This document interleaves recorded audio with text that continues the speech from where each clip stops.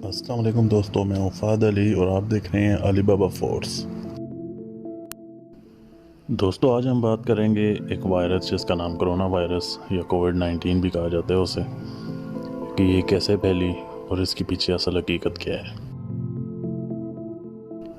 یہ وبا چین کے شہر وان میں نومبر میں نمودار ہوئی۔ اطلاعات کے مطابق شہر وان کے جانوروں کی منڈی میں چمگادڑوں سے انسانوں کو لگ گئی اور آخری خبر آنے تک پوری دنیا میں تقریباً 21 لاکھ افراد اس کا شکار ہو چکے ہیں، جبکہ 1 لاکھ سے زیادہ افراد اپنی جان سے بھی ہاتھ دھو بیٹھے ہیں۔ بیماری تو چین سے شروع ہوئی، مگر اس نے سب سے زیادہ تباہی امریکہ میں مچائی ہے، جہاں 6 لاکھ سے زیادہ افراد اب تک اس بیماری کا شکار ہو چکے ہیں اور 28,000 افراد سے زیادہ فوت ہو چکے ہیں۔ اٹلی اپنے 21,000 شہریوں کو دفنا چکا ہے، جبکہ اسپین میں 18,000 موت کا شکار ہو چکے ہیں۔ جب یہ وبا پھیلنا شروع ہوئی ہے، تب سے ایک افواہوں کا بھونچال آیا ہوا ہے۔ ایک کہانی کے بعد دوسری کہانی گڑھی جاتی ہے۔ خاص طور پر سوشل میڈیا نے ان کہانیوں کو پختہ کر دیا ہے، لہٰذا آئیے ایسے کچھ سازشی مفروضوں پر روشنی ڈالتے ہیں۔ پہلا مفروضہ، وائرس وان شہر میں انسٹیٹیوٹ آف وائرولوجی، جو کہ حفاظتی طریقہ کار میں لیول نمبر 4، جو کہ سب سے بہترین لیول ہے، میں تیار کیا گیا ہے۔ اس مفروضے کو مزید شعلہ ملر اور سینیٹر ٹام کوٹن نے فاکس نیوز پر رپورٹ کیا ہے۔ اس مفروضے کو اس لیے نہیں مانا جا سکتا کہ پہلے ہی چین دنیا کی ایک فیکٹری ہے اور ایک ایکسپورٹ کرنے والا ملک ہے۔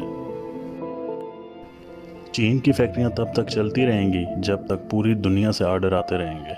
اگر دنیا کی معیشت لمبے عرصے کے لیے متاثر ہوتی ہے تو چین کی معیشت کو بھی دھچکا لگتا ہے۔ دنیا کی معاشی تباہی کے براہ راست اثرات چین کی برآمدات پر پڑیں گے، اس لیے چین کبھی نہیں چاہے گا کہ دنیا کی معیشت بیٹھ جائے۔ دوسرا مفروضہ یہ ہے کہ وائرس کو چین اور دنیا کی آبادی کم کرنے کے لیے پھیلایا گیا ہے۔ ہم اس مفروضے کو اس لیے نہیں مان سکتے کیونکہ اس وائرس سے شرح اموات صرف 2.3% ہیں۔ چین میں جہاں 80,000 سے زیادہ لوگ متاثر ہوئے ہیں، ان میں سے صرف 33,000 لقمۂ اجل بنے ہیں، جبکہ اس کی اپنی آبادی 1 ارب سے زیادہ ہے۔ لہٰذا اس وائرس سے دنیا کی معیشت تو تباہ ہو سکتی ہے، بہت زیادہ افراد کورونا پازیٹیو ہو سکتے ہیں، مگر شرح اموات کم رہیں گی، اور یہ طریقہ دنیا کی آبادی کو مشکلات میں ڈالنے کا سبب تو بن سکتا ہے، مگر کم کرنے کا نہیں بن سکتا۔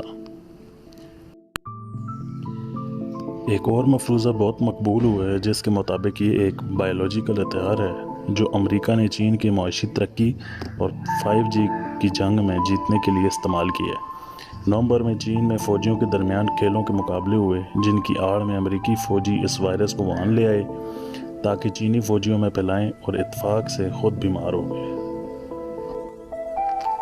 اسی کہانی کو امریکہ پرست لابی نے آگے بڑھاتے ہوئے کہا کہ چین کو جب پتہ چلا کہ امریکہ نے کووڈ-19 سے حملہ کیا ہے تو انہوں نے وائرس کے حیاتیات کو بدل دیا اور امریکہ میں پھیلا دیا، تاکہ اگر امریکہ کے پاس ویکسین ہو تو وہ کام نہ آ سکے اور زیادہ سے زیادہ جانی اور مالی نقصان ہو۔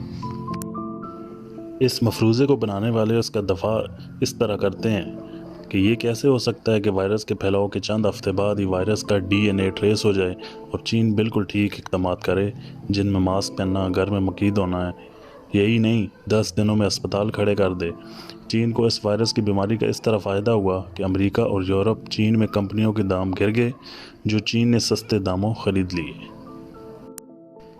اس مفروضے کو بھی نہیں مانا جا سکتا کیونکہ اگر فوجیوں کے ذریعے یہ وائرس فوجیوں کو مارنے کے لیے لایا گیا تھا تو وائرس بہت مہلک ہوتا۔ آپ جانتے ہوں گے کہ فوجی اکثر اچھی صحت کے حامل ہوتے ہیں اور یہ وائرس کم قوت مدافعت والوں پر زیادہ اثر کرتا ہے۔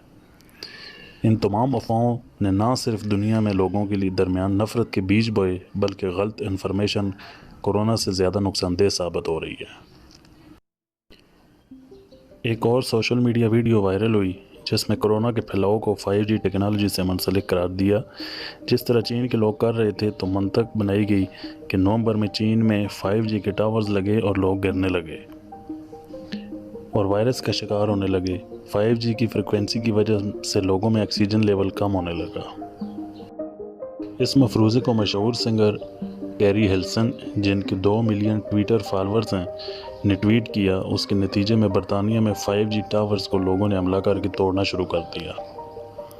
اس مفروضے کو برطانیہ کی ایک ویب سائٹ فل فیکٹ نے غلط قرار دیا ہے اور یہ کہا ہے کہ دنیا میں کوئی ایسی مثال نہیں جس کے مطابق 5G اور کرونا میں کوئی بات مشترک ہو۔ تو دوستو، آخر حقیقت کیا ہے؟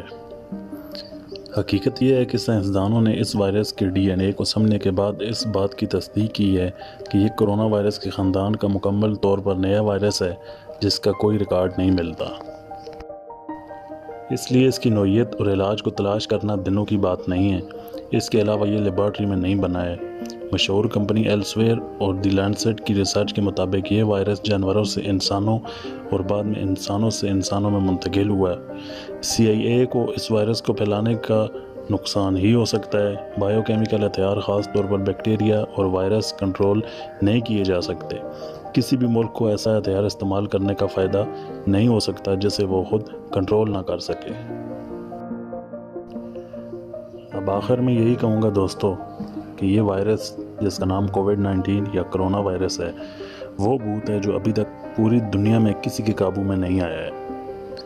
اب ایک ہی منطق بنتی ہے کہ یہ اللہ رب العزت کی طرف سے پوری دنیا کو ایک پلیٹ فارم پر لانے کا بہانہ ہے۔